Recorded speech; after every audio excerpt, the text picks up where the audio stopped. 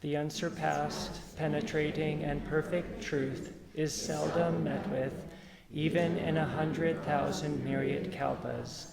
Now we can see and hear it. We can remember and accept it. I vow to make the Buddha's truth one with myself. Homage to the Buddha, homage to the Dharma, homage to the Sangha. Okay, so I'm going to talk about fear today, and it's an interesting thing to reflect on. What's the difference between being nervous and being afraid?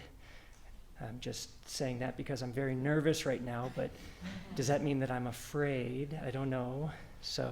But we'll get to that. So I had a memory come up back around 2018. When I was something like 12 years old when the first Star Wars prequel came out. And in that movie, Yoda tells a young Anakin Skywalker that fear leads to anger, anger leads to hate, hate leads to suffering. And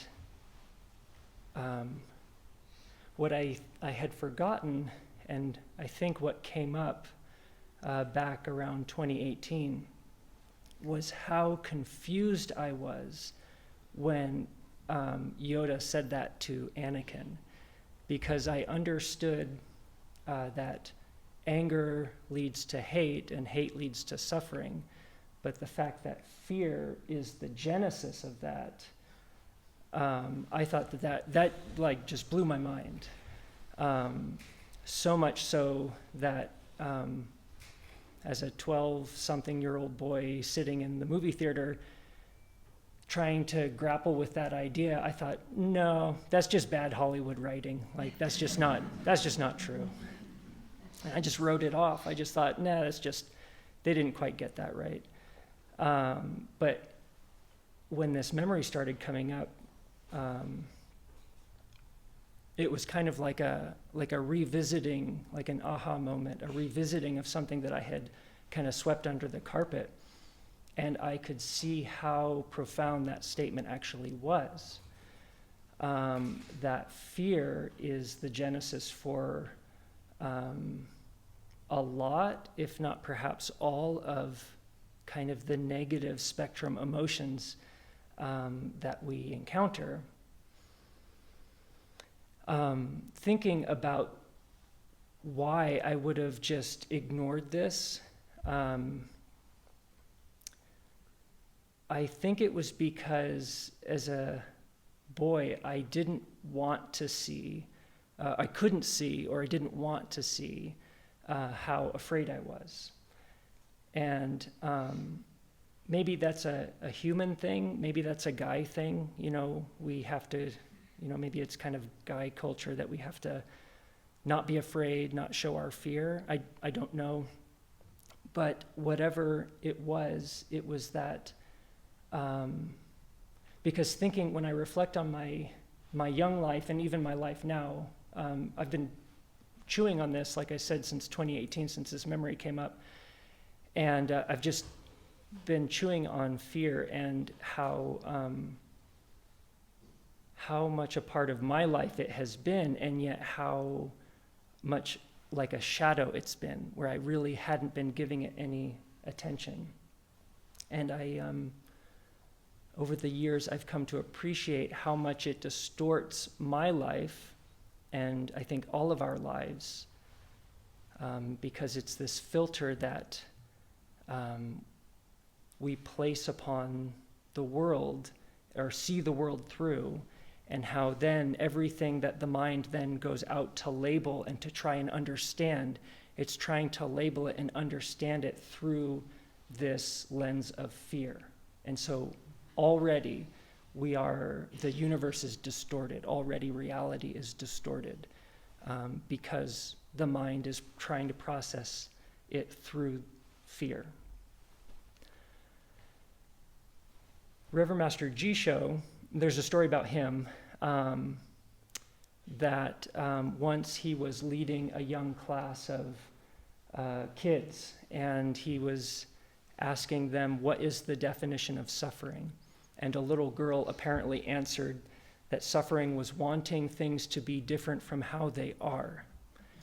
And he always told that story because he was really impressed with that answer. That was a very good answer. And I think that that is a good way to talk about fear, or to look at fear, that it is wanting things to be different from how they are, or not wanting things to be different from how we think they're going to become, or how we think it's going to be. As I was thinking about this talk, I was reflecting that fear, I think, tends to be very future-oriented, right? Human beings are quite unique in how far into the future we can think. I think other animals obviously can do that. I can hide the ball from Ranger, or I can raise the ball like I'm going to throw it for Ranger, and he knows the next step is that I throw the ball. So I'm not saying that it's completely unique to humans that we can see the future, but I think how much we can see into the future is a unique thing to the human mind, and often it is the future that we are afraid of. And the future is not here, it's just something that we're imagining, something that we're perceiving. So already fear, it takes on this element of unreality. It's not actually right here, right now. It's something that we are expecting to happen, imagining will happen. So I just mentioned that to just think about, because as I keep trying to make the case, fear is in many ways not real, or it has a very kind of shaky reality, and I think that we kind of give ourselves to that fear unnecessarily, which of course is easier said than done, to not be afraid.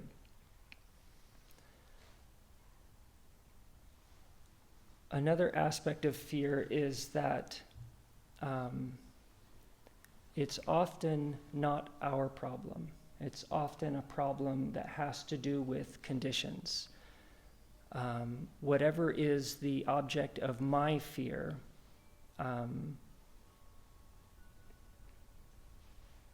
unless we're doing our practice, right? So if we're doing our practice and we see the fear arise, we will see that it is our practice to see that as our problem. This is my fear. I have to sit still with this. It may mean that conditions need to change, but when we are not sitting still, when we're not bringing meditation into our daily lives, when we don't take the breath and see the fear, then I think our usual habitual reaction is to take up a problem with the conditions. It's their fault, it's that person's fault, or it's those conditions' fault. And if those conditions, or if that out there was different, then I wouldn't be reacting the way that I am. So it's not my fault, it's your fault. And this is immediately setting up a delusion, because we can't control conditions. We can only control our own, as much as we can, control our own reaction, our own, how we accept or reject conditions. That's what we have a choice with. So this fear then leads to anger. We're angry because conditions aren't aligning with how we want them to be. And again, that just is part of our practice, that we are working at accepting conditions with how they are. It doesn't mean that maybe conditions don't need to change, but our working on changing conditions has to come from a place of acceptance and meditation and stillness, not from that place of anger at why is this happening? I don't want this to be happening. And if we aren't coming at it from a place of acceptance, then I think that's when it clicks over into hatred. And I was thinking about anger and hatred. And the way that I was thinking about it was, like, what's the difference between those two? And where I went with it was that hatred kind of feels like it has an active quality to it.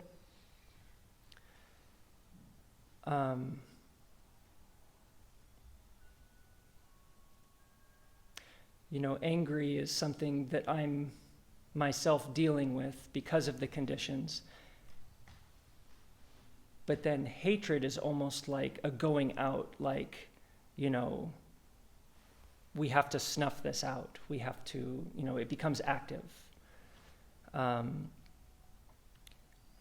again, that activity of trying to change conditions without acceptance, I think that's where hatred arises. We have to stop this at whatever cost. The ends justify the means. When we sit still with our fear and seek to address and change conditions with acceptance and from meditation, then the anger and the hatred, the anger may still arise, but you can sit still with anger, and even hatred may still arise, but you can sit still with that too.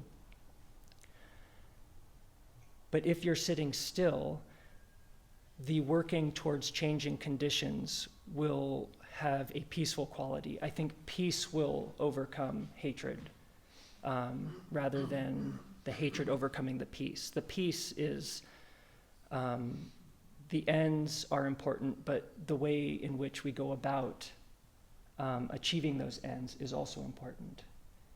But if the hatred is in the ascendancy, then we need to change these conditions no matter what. And that can lead to some pretty dark places. And again, this is all happening in our mind.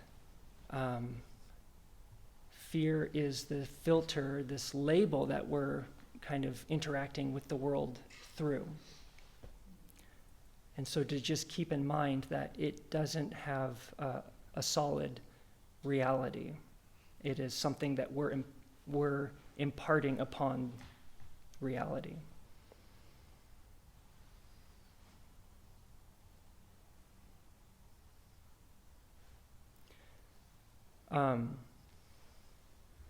So, a couple fun stories of my own fear. One of my favorite stories, which was a really, really big learning experience for me, was when I lived in Eugene, Oregon, with Reverend Master Oswin, who's my teacher. He was the prior or the chief priest up at the temple there. And I was a postulant at the time, and it must have been the summer or even the fall. I was ordained in August of 2012, so this was probably July or maybe very late June. And I was working really hard, much harder than I was used to. I come from the Deva realm, is how I like to joke. So very cush. Deva realm's a really nice place. And so I grew up being able to mow lawns and do work, but boy, you never worked until you went to a Zen monastery. And so I won't go through the list of things that I was doing, but I was starting to get pretty stressed out, and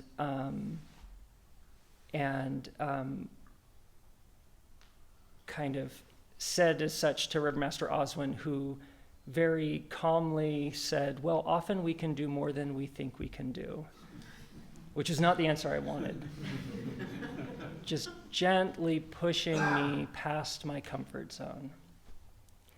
And I had a choice in that moment to either trust him or not. And so I decided to trust him, luckily. And I thought, okay, well, then let's sit with this. Let's see, how can I see this differently? And I realized something really interesting about myself, which was that I was very attached to sleep at the time, for some reason, which I never thought of myself as being attached to sleep. That wouldn't have been something I had listed. But I was, because when I really started looking at it, I realized that I was literally on my fingers counting the hours of sleep that I was going to get. I would be going to bed, I'd look at the clock, I'd say, okay, right, I'm going to get many hours of sleep. And then I would wake up and I would say, okay, great, I got this many hours of sleep, right? Sounds ridiculous now, but that's what I was doing. And when I really looked at that, saw it, I thought, whoa, like you're completely setting yourself up for disaster, because you're going to bed with an expectation that I'm going to be tired because, I don't have enough fingers on this hand to count the hours of sleep that I'm going to get. I was creating a fear of how I was expecting that I was going to feel in the morning. And that was a real eye-opening experience for me. So I created a practice for myself that I didn't look at the clock when I went to bed, I didn't look at the clock when I woke up, and I didn't look at the clock if I woke up in the middle of the night. And I still hold to that practice. And sometimes I will wake up in the middle of the night, I won't be able to sleep, I'll get up, I'll sit, or I'll read, or I'll do something, and I'll go back to sleep. And I will have no idea how long I was up, what time it was that I was up. And I'll go through my day, and by the end of the day, I will have completely forgotten that I had had this period of sleeplessness in the middle of the night. And I'll think, around meditation, I'll think, gosh, I feel a little tired. Like, what's that all about? And then I'll realize, oh, I was probably up for a few hours last night, like having completely forgotten that. So it's a very, very neat practice, because as I have seen over the years that I've done this, it is the fear of how we think we're going to feel. Like you cannot stay up all night and expect to function gracefully during the day. But when I start to feel grouchy and I've had a sleepless night, I can say, right, okay, this is how you feel now. Okay, that's valid. Like, I feel this way now. Great. But there's something stranger when you are worrying or afraid of how you are going to feel. Like, okay, sit still with how you feel now. If you've been up all night, you're going to feel tired. But then there's this weird thing that the mind does where it clicks over into fear about how it's thinking it's going to feel. And that becomes a completely different beast, and we don't have to go there. Another story. Now, this was much later. This was probably 2019. So I had actually been chewing on this idea of fear for, a year or so. And I was out at the Hermitage with Reverend Master Oswin and Reverend Master Jisho. And Reverend Master Jisho and I were doing a puzzle in the living room. And I think I turned the radio on. And we were doing the puzzle. And then I think at some point, I've kind of forgotten all the details, but this is what I think happened. And then at some point, I think Reverend Master Jisho asked me to turn the radio up. And it was up really loud. So we were doing this puzzle, and I was starting to become afraid. And because I think I was afraid that I was going to get blamed. I had just, the mind creates these stories where Master Oswin's going to be upset that the radio is on or whatever it was, right? So I said something to Reverend Master Jisho, trying in a kind of roundabout way, trying to see, if I could turn the radio down or off, because at this point, the senior had asked me to turn it up. So now it's like not my thing that I can just go turn down or turn off. I have to kind of like bow to him. And he just picked right up on it. And he said, and I quote, I said something about the radio, and he wasn't answering the radio question. He said to me, "No, I'm not, whatever it is you're worried about." And that was like a Zen gut punch, right? Because it was essentially, he just held up a mirror. He was like, "Kid, what are you afraid of? Like, whatever it is you're afraid of, like, you're tying yourself in a knot, and you shouldn't be. Like, we're sitting here doing a puzzle. Like, what are you worrying about? Like, relax." And luckily, I had been, sitting with this fear idea, and also just kind of enough along in my own practice that I could just really see my mind, was really watching my mind, and could see like my anger at my own reaction to his kind of what sounds like a very abrupt answer, but is actually a really kind thing for the master to hold that mirror up to us. And I was like, oh my God, he's totally right. I'm just completely freaking out about nothing. And so I was able to just drop it. Like, just the body and the mind reacts, and then you just let it go. And you could just sit there and do the puzzle. So that was a really interesting experience that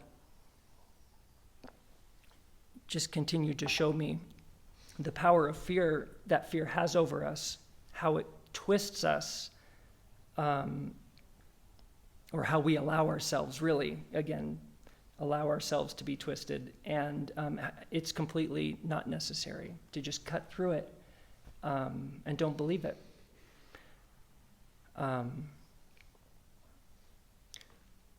Fear, how do we overcome fear, quote unquote, as much as we can? Recognize that fear has a biological function. There is a function to fear, right? In this universe, animals eat each other. Before, when we were, early human beings out hunting, there were probably things that were hunting us. And having to recognize poisonous plants and creatures, picking fruit on a cliff, just walking along a cliff edge, et cetera, et cetera. Fear is actually our friend. It's trying to keep us safe. And if we can maintain that attitude of mind, if we can try and see it as our friend, we don't, because it's just a signal. It's a signal trying to tell us something.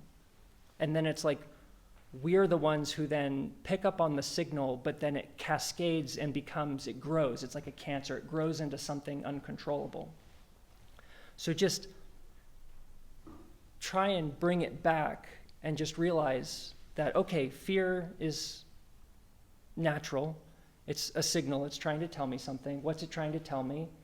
And how do I sit still and actually address this situation? What can I do? What can I actually do? And maybe sometimes there's nothing we can do, and you just have to sit still. And that's the power of meditation, is knowing how to sit still in a situation you can't control.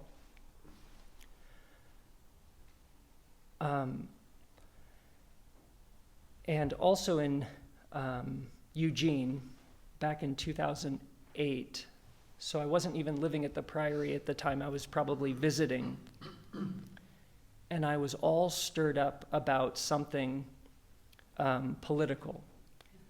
And it wasn't even my thing. It was a friend at the time who was all stirred up about politics, and he had been telling me about it, and I didn't really care.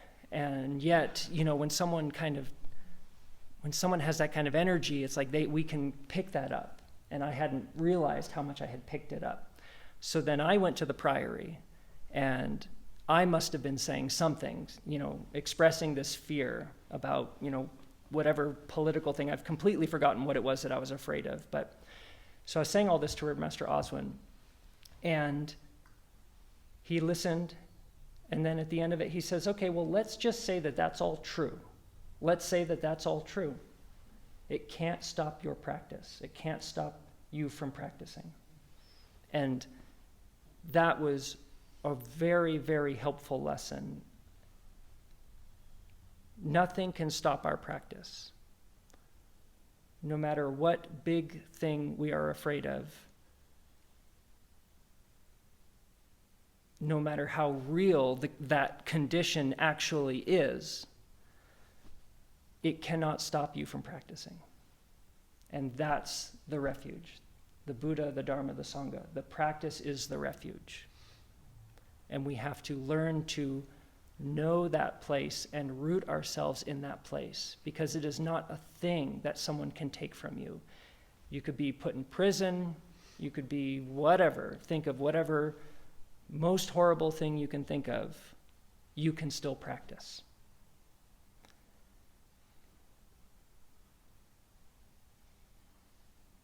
And so, just to finish, one last story, also with Reverend Master Jisho. I learned a lot from Reverend Master Jisho. The monks do a ceremony called Shosan, where we will ask, one of the masters will be here at the altar, and we will come up and we'll ask a question. And the first Shosan that I ever got to participate at was with Reverend Master Jisho, was the celebrant. And I asked him, how do I leap beyond all fear? And he said, one fear at a time.